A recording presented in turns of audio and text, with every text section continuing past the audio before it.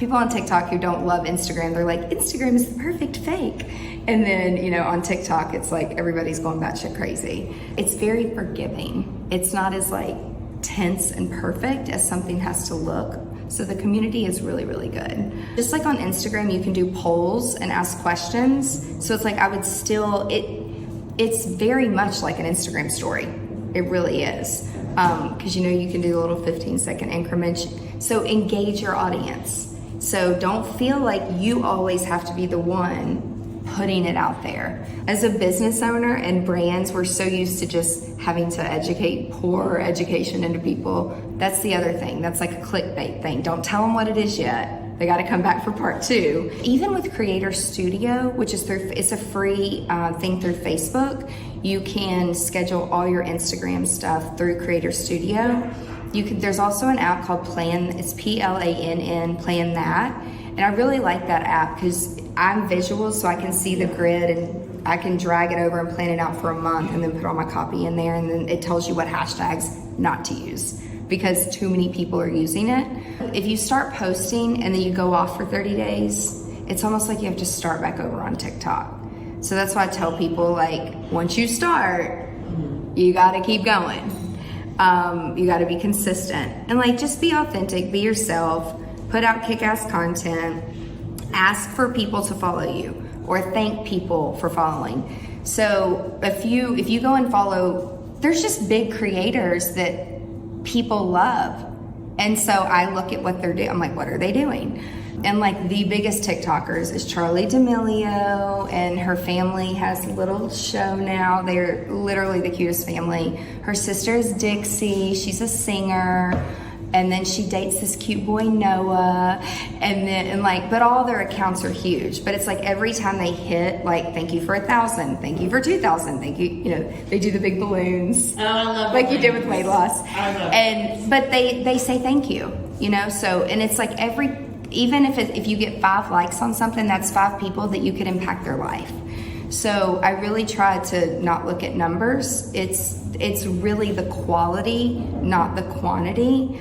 And even like I have friends that are in the creator fund who are getting paid through TikTok. They make more money on brand deals than they do on views from TikTok. It's so inconsistent. It's kind of a joke. You can't just like go quit what you're doing, you know, to do that. Thank people for watching your content and then ask them, like, is there something that I can do to help? I have a question. Yeah. So obviously there's content creators, those are just like normal people that would like have hopes of having their own reality show. So like their stuff is probably a lot of fluff and like entertainment versus helpful.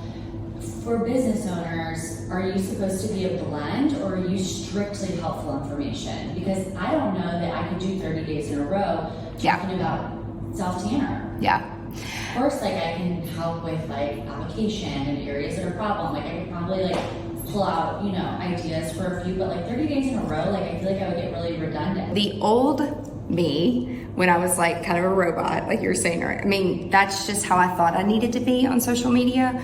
It's not who I am. Like I'm actually really fun and I love to dance and I love to cut up and like have a good time. And as soon as I started to blend, like I had a brand manager and he's like, you got to show your life. You help with all these kids and like you have a sick sister and like you have dogs. And I'm like, no, that's my personal life.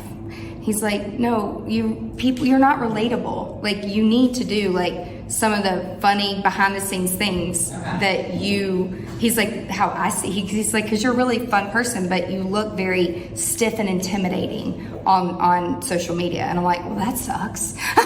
I'm like, cause that's not who I am. And as soon as I started to like kind of open up and like let people see some of the behind the scenes shit show, things changed drastically. So it might be a little uncomfortable at first, but it's just who you are. And the thing is that's so frustrating is like, you don't really know, but there's a few factors. The trending songs, using a few hashtags, and then, but consistency, and then the time of posting. Like those things all matter. There's a lot of people, and you'll see it in comments if you guys go follow any of these really large creators. It's like, they'll sit there and like do this little thing, or they're doing the stupidest shit, and it'll have 5 million likes, and people are like, I don't get it. But what they're not getting is the big picture. So the big picture is a creator is teaching a dance or teaching something, or the hair and makeup and skin is huge, like huge on that and dancing. I'm over here, I'm like, tech tools, yes, like, you know, it's not as sexy and glamorous, but like if you're a business owner, you need to understand it a little bit. And you would be amazed at the things that people learn on TikTok. But it is like, that's why the very first thing I showed you guys is like, go to that little magnifying glass and take 5 seconds, and it's like, what's trending today, a hashtag, and what is a trending sound.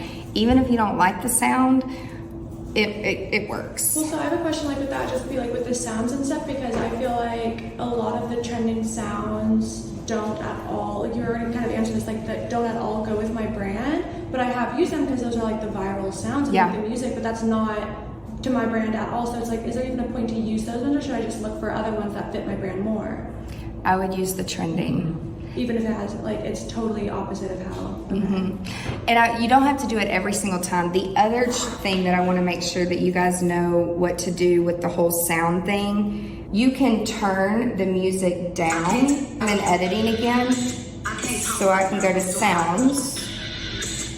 And then when you add a sound, you can go to volume and you can turn it down all the way. Yeah. Like if you're talking, and just make it to where it's like, it's there, but it's like super subtle. There's all these little things that you can still take advantage of the algorithm, but then just like turn it down. Like every time, like if I posted that to where it was like really loud, I would have gotten a text message from my mother saying, it says the F word 4 times, which, I mean, that's just kind of how I talk. But I mean, that was my dad. Just like on Instagram, people look at your grid in 12s. So people, and that's when you have to look at the whole story. And that's what people are missing when they see a large creator doing something stupid. And they're like, how are they getting so many likes and I'm over here working my ass off? Well, again, they're not seeing like the big picture. And if you're in someone's community and you follow them a lot, you'll be able to see. That's like not what they always do. Exactly. Okay. Work your everyday life into it. It's like if you love to cook, if you love, like, I don't cook, I don't enjoy it, but like there's a few things that I've learned how to do because of the pandemic, and I'm like, oh my God, there's these tools. And then my mom's like, I've been using that for 20 years. I love you. And I'm like, I learned it on TikTok. This is a stitch. What's something about you that people would This is Rachel never guess by just Peterson. looking at you? That I worked at a morgue. So she asked a question. People. That was my first. Is that a stitch? That's a stitch. Yeah, that's a stitch. The first 10 seconds is someone asking the question, and then it's you stitching, and you can only talk, I think, for 30 seconds. Plan out, get in your head like what you're gonna say, and then the fun thing is like you can just keep putting it in drafts, you know, and do it until you're like, okay, is this fine? You go to the little arrow, and then it says stitch. Okay. So right here, it's gonna give you this part. Yeah. And then you can go on, make a stitch. So it'll say trim your favorite part. Okay. And so it's like you find a part, and it can only be in 10 seconds. You go to next, and then you start recording. Okay, so how long from like when you first started did you not feel like you were just totally overwhelmed and lost? And you're like, okay, I have a good grasp, and I can like kind of get through this. Like, I never feel like I have a good grasp. still. Ever. It took us an hour to learn this stupid thing. So Right? how much time, like, so in addition to all the other hats that us business owners like wear, like appointments, clients, accounting, like all of it, how much time would you tell someone you realistically spend on just TikTok a week? Well, I'm not doing it just for TikTok. Okay. So that's the thing where the whole wash, rinse, repeat Okay. is like, so in my head, I'm like, Instagram, YouTube. like I would still, some of it, like that stuff is a little inappropriate. I would post it on my stories though. Yeah. But it's funny because I felt like if I wasn't giving value or sharing like a tip with someone that like it wasn't worthy. But then I learned people actually do, like you said, change it up. They like to see you're a real human being and you're not always a robot thinking about business.